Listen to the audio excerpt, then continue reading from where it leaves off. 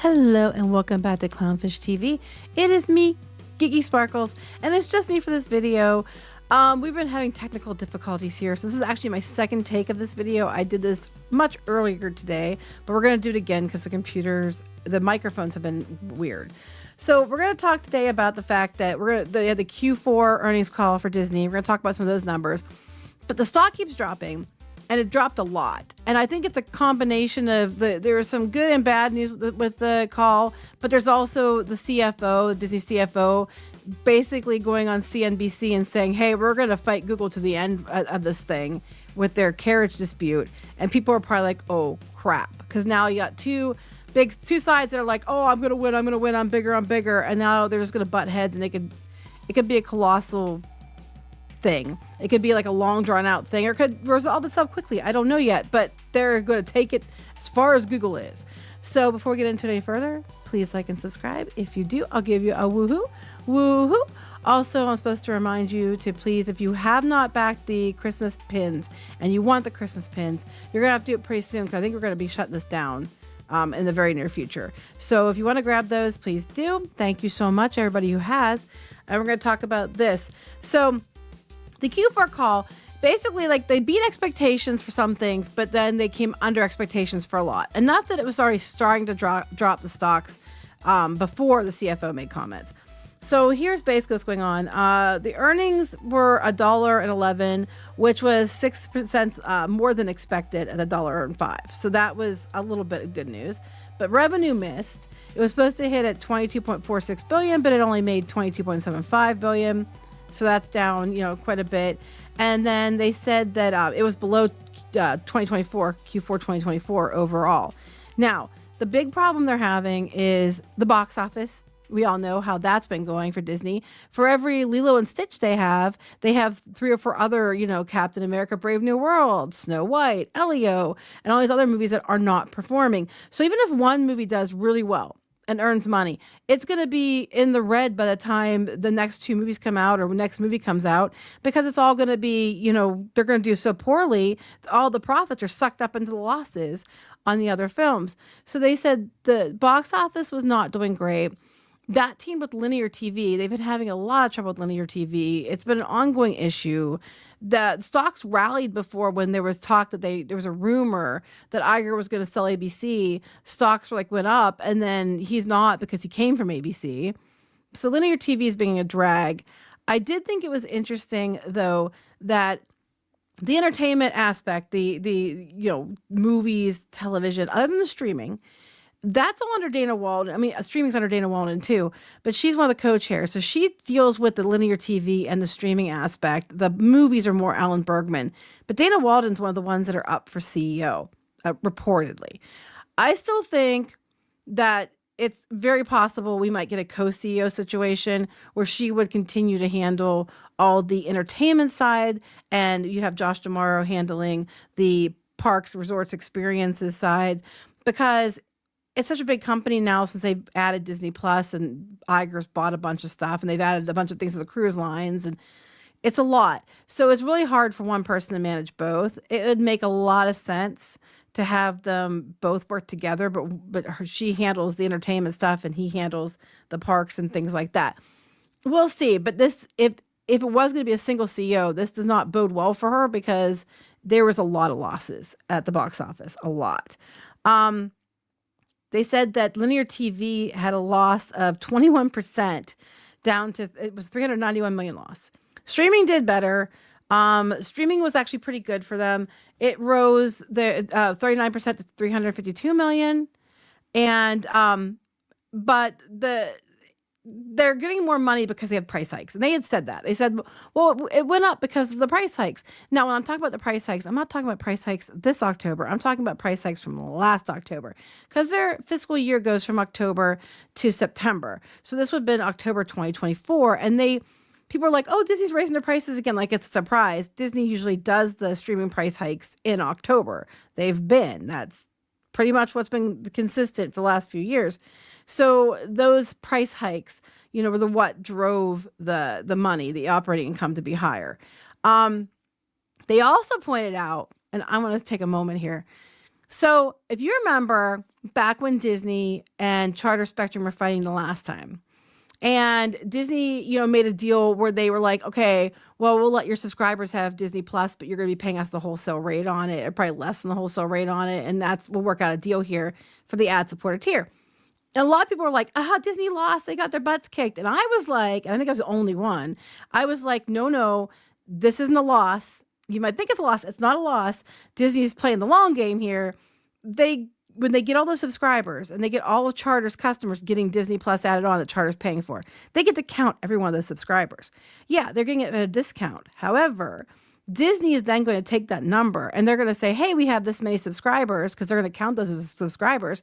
And then they go to the advertisers and they say, hey, we have a lot more subscribers than we did, a month ago. So now we can charge more for ad rates. Well, they must have made quite a bit of money, because now they're going back to Charter and they're offering Hulu and ESPN also, which means more subscribers that are going to be counted on those platforms, which leads to higher advertising costs. They can go to the advertisers and demand more money because it's going to reach more eyeballs. Plus, even if it's a wholesale rate, they get paid for all those subscriptions.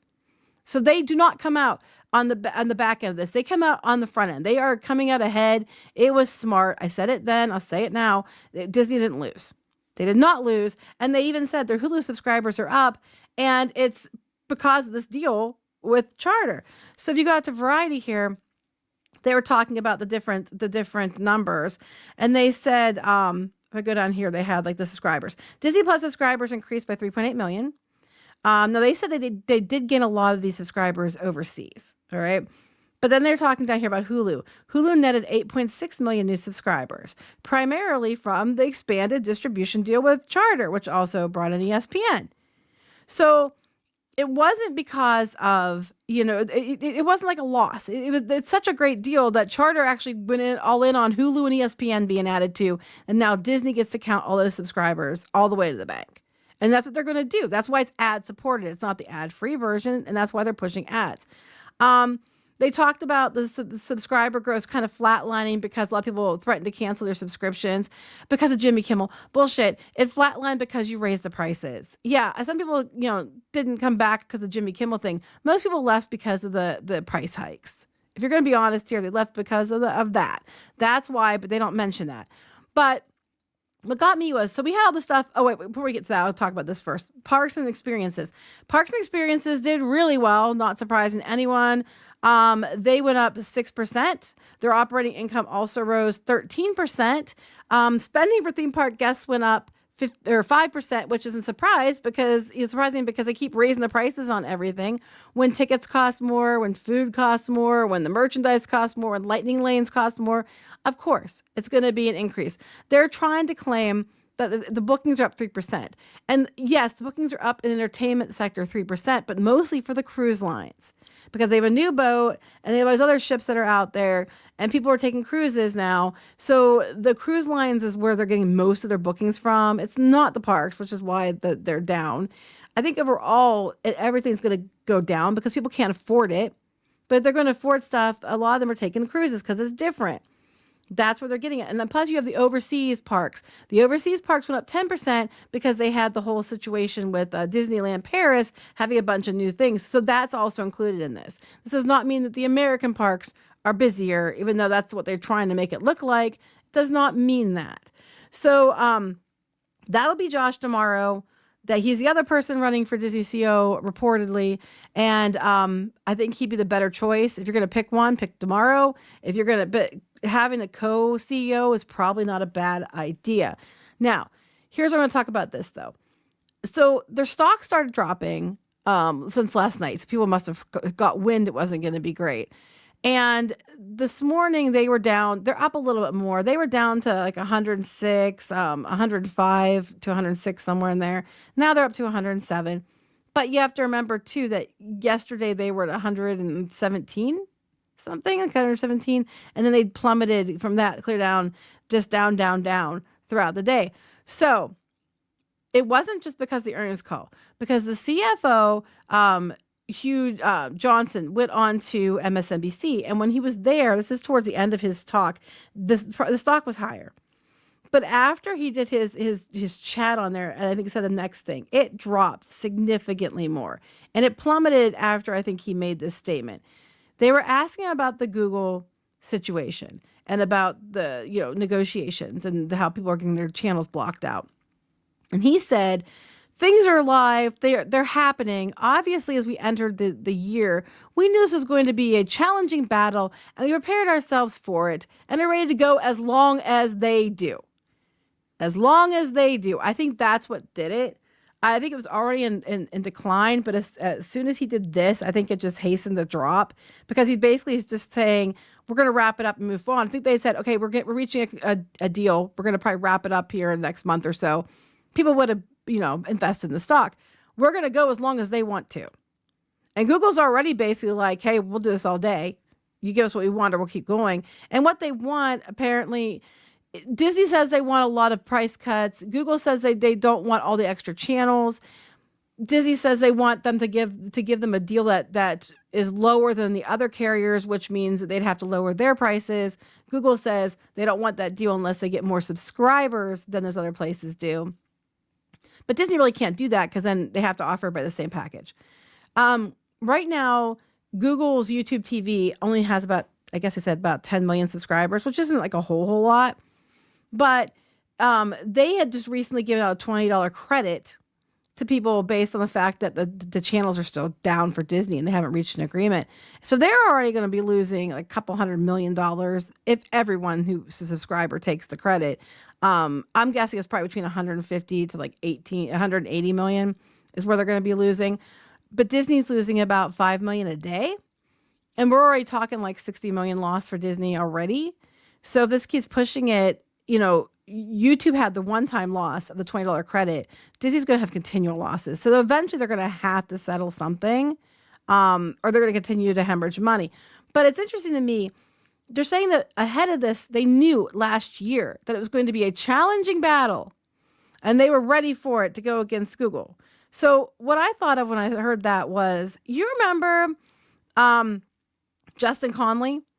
Justin Conley was the person who worked at Disney, and he was like with ESPN, and he was helping them, negotiate deals like this for carriers.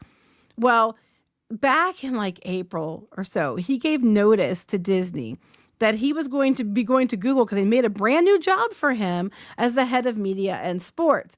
So he tells Disney, hey, I'm going to go to Google and do this. And he gave notice. Well, that was when Disney then tried to sue him and tried to sue Google for poaching and for a breach of contract, because he had just signed a contract last year, I guess to 2027. Now, in his contract, he did have one time out clause, and that's what he was invoking.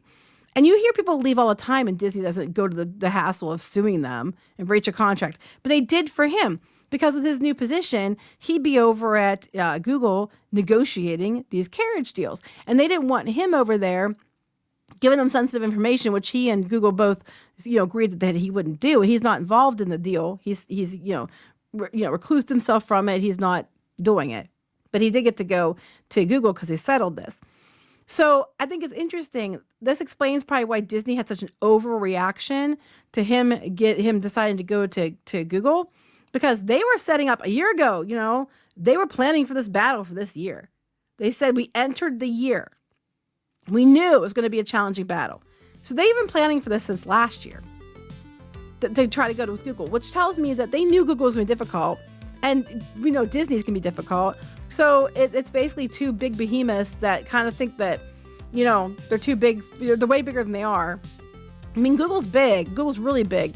But the guy is in charge of like the YouTube and stuff. He is really up his own rear end. But so is Bob Iger. So you got these two people just battling it out. And what they're demanding, Disney really can't do, because they have to give to everybody else. But then the flip side is Google's Google. So I'm not sure what's going to happen. But it's interesting to me that they were prepared for this. We had the whole situation with Conley, and now he says we're going to go to the end on this deal. We're going to go as long as they do, and their stock starts dropping like crazy. So I think it's quite a big deal, actually.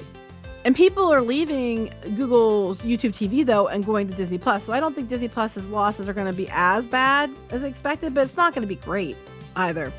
So that's basically what's been going on today with the stocks and with Disney, and what my opinions on it are. We'll see how it goes, if they reach an agreement or whatever. But what do you think? Comment, let us know, and we'll talk to you later. Bye.